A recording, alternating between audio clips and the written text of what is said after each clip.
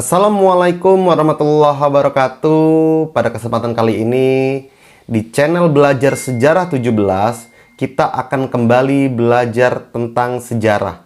Dan sejarah pada kesempatan kali ini yang akan kita bahas adalah tentang Syarikat Islam, atau lebih dikenal dahulunya adalah Syarikat Dagang Islam, yang merupakan salah satu organisasi tertua pertama yang ada, yang kemudian menjadi pelopor kemerdekaan serta munculnya organisasi-organisasi lain di Indonesia. Nah, teman-teman, sebelum kita masuk pada pokok pembahasan, jangan lupa like, comment, and subscribe. Dan perlu catatan bahwa channel ini bukan channel yang menggurui, melainkan channel ini adalah channel belajar bersama. Jadi ketika saya salah, teman-teman boleh masukkan kritik, saran, maupun request sejarah apa yang mau kita angkat ke depan. Baik, kita akan rangkum apa itu Syarikat Islam. Syarikat Islam atau disingkat dengan SI yang hari ini masih eksis keberadaannya, awalnya bernama Syarikat Dagang Islam yang didirikan pada 16 Oktober tahun 1905 atau 1905 oleh Kiai Haji Samanhudi yang merupakan seorang kiai dari Solo. SDI merupakan organisasi yang pertama lahir di Indonesia. Pada awalnya, organisasi yang dibentuk oleh Kiai Haji Samanhudi dan kawan-kawan ini adalah perkumpulan para pedagang-pedagang Islam yang menentang politik Belanda, memberi keleluasaan masuknya pedagang asing untuk menguasai kompler ekonomi rakyat pada masa itu. Jadi memang SDI ini atau Syarikat Islam ini awalnya didirikan adalah untuk urusan dagang, persaingan dagang, yang kemudian awal berdiri di Laweyan, Surakarta. Nah, hanya saja kemudian dalam perkembangan zaman, Syarikat Dagang Islam dinilai kurang efektif karena harus bersaing dengan para pedagang dari Arab, dari Cina, bahkan dari Belanda atau VOC. Pada kongres pertama SDI di Solo tahun 1906, namanya ditukar menjadi Syarikat Islam pada tanggal 10 September 1912. Berkat keadaan politik dan sosial pada masa itu, akhirnya digantilah ketuanya menjadi Hos Cokro Aminoto, atau lebih dikenal dengan Raden Mas Haji Umar Said Cokro Aminoto. Sedikit tentang Cokro Aminoto, beliau mencopot gelar Raden Masnya hanya untuk demi berjuang bersama rakyat. Dan ini perlu kita jadikan suri tauladan. Founding father kita, guru bangsa kita, dan teman-teman bisa nonton filmnya, ada di Netflix, film Guru Bangsa. Akhirnya kemudian Cokro Aminoto menghadap notaris, namanya waktu itu adalah B. Terquile di Solo, untuk membuat Syarikat Islam sebagai badan hukum dengan anggaran dasar Syarikat Islam yang baru. Kemudian mendapat pengakuan dan disahkan oleh pemerintah Belanda pada tanggal 14 September 1912.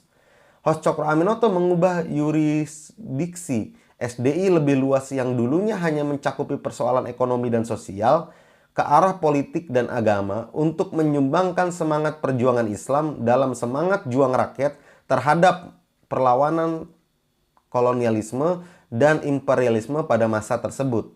Selanjutnya, karena perkembangan politik dan sosial, SI bermetamorfosis menjadi organisasi pergerakan yang telah beberapa kali berganti nama, yaitu pertama, pada tahun 1916 mengganti nama menjadi CSI atau Sentral Syarikat Islam, kemudian mengganti nama menjadi PSI atau Partai Syarikat Islam pada tahun 1920, Partai Syarikat Islam Hindia Timur atau PSIHT tahun 1923, Partai Syarikat Islam Indonesia atau PSII pada tahun 1929, lalu kemudian kembali menjadi Syarikat Islam pada tahun 1973. Hal ini karena keluar dari Majelis Tahkim ke-33 tahun 1972 di Majalaya. Dan pada Majelis Tahkim Kongres Nasional ke-35 di Garut tahun 2003, namanya diganti menjadi Syarikat Islam atau disingkat SI. Sejak kongres tersebut, eksistensi dan pergerakan Syarikat Islam yang masih ada tetap bertahan hingga sekarang disebut Syarikat Islam sejak Majelis Tahkim ke-40 di Bandung, Jawa Barat. Dengan ketua umum terpilih Hamdan Zulfa yang kemudian dikukuhkan pada Hamdan Zulfa menjadi ketua umum, lalu kemudian dikukuhkan pada Majelis Tahkim ke-41 di Solo, Jawa Tengah. Kala itu di Solo dengan tema Kembali ke Laweyan. Sejarah awal. Kita akan masuk pada sejarah awal. Tentang kapan tanggal berdirinya Sarekat Dagang Islam memiliki beberapa versi tergantung siapa pendiri pertama kalinya. Berdasarkan pendapat Samanhudi yang dia sampaikan pada tahun 1955 kepada Tamar Jaja dan tertulis pada majalah Daulah Islamiyah nomor 1 Januari pada tahun 1957, dia mengatakan bahwa SDI telah dia dirikan pada tanggal 16 Oktober 1905. Akan tetapi bila mengikuti versi bahwa berdirinya SDI adalah Tirto Adisuryo, maka SDI sudah ada atau rapat perdana pada tanggal 27 Maret 1909 di kediamannya yang berada di Buitenzorg. Meskipun begitu, organisasi ini baru resmi berdiri saat dua cabang telah terbentuk, yaitu di Batavia dan Buitenzorg pada tanggal 5 April 1909. Sebelumnya Suryo sendiri telah mendirikan Sarekat Priai pada tahun 1906 yang berjuang menampung kaum priai pribumi dan mendirikan Studiefonds atau lembaga bantuan dana pendidikan yang berpusat di Betawi untuk memajukan pribumi. SDI bertujuan awal menghimpun para pedagang pribumi Muslim, khususnya pedagang batik, agar dapat bersaing dagang dengan pedagang-pedagang besar Tionghoa. Pada saat itu, pedagang-pedagang keturunan Tionghoa telah lebih maju usahanya, memiliki hak dan status yang lebih tinggi daripada penduduk Hindia Belanda lainnya.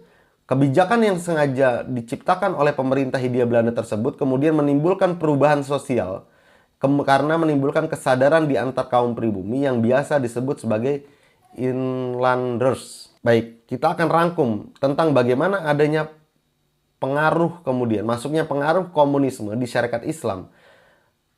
Karena perkembangan pesat syarikat Islam kemudian disisipi oleh pemikiran-pemikiran sosialisme revolusioner. Paham ini disebarkan oleh Henk Snevely yang mendirikan organisasi ISDV atau Indische Social Democratische Vereniging. Pada tahun 1914, pada mulanya ISDV sudah mencoba menyebarkan pengaruhnya, tetapi karena paham yang mereka anut tidak berakar di dalam masyarakat Indonesia, melainkan diimpor dari Eropa oleh Belanda, sehingga usahanya kurang berhasil. Jadi memang di fase-fase periode awal, Belanda berusaha memecah syarikat Islam. Bagaimana caranya? Salah satunya dengan memasukkan ISDV yang dibawa oleh Henk Snevely. Sehingga usahanya kurang berhasil, karena dianggap, oh ini produk impor gitu loh.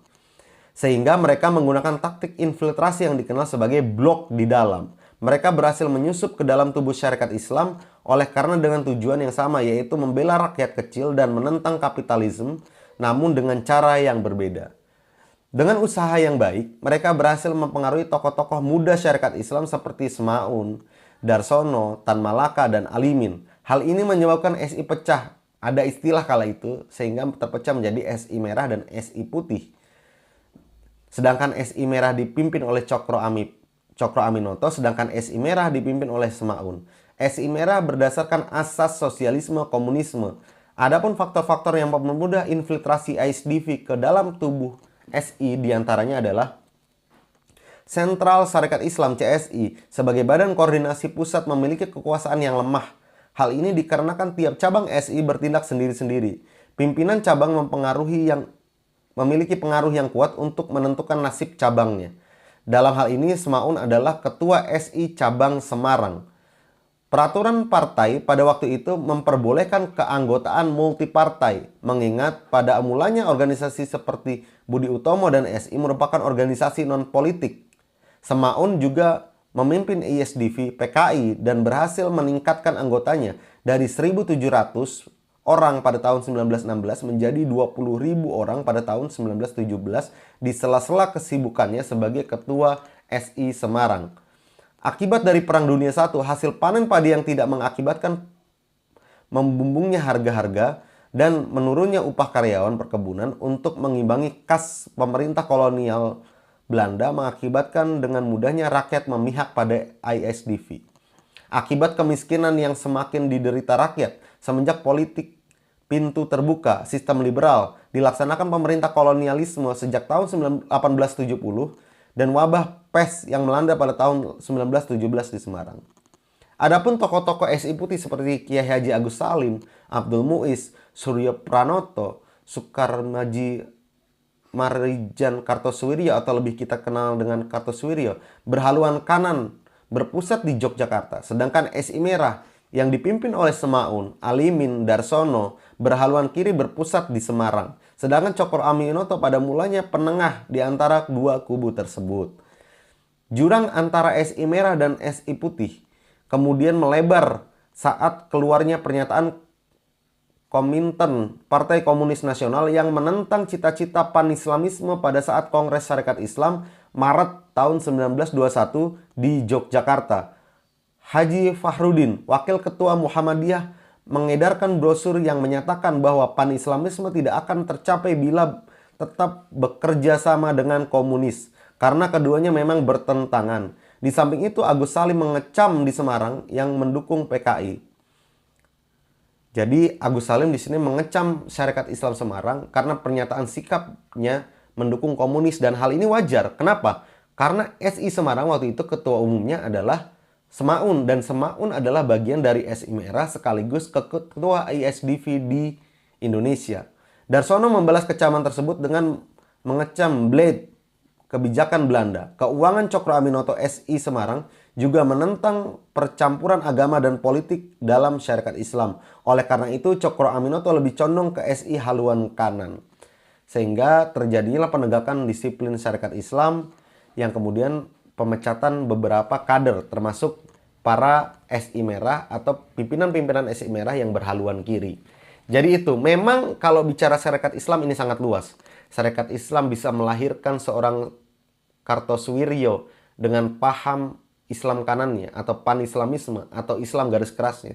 Lalu kemudian bisa melahirkan seorang Semaun sebagai tokoh komunis pertama di Indonesia karena dapat dipengaruhi dari Hans Nevlid. Lalu kemudian melahirkan seorang tokoh nasionalis yaitu Bung Karno dengan ide Nasakomnya yang ingin menyatukan ketiganya. Semua berada dalam naungan Cokro Aminoto sebagai guru bangsa.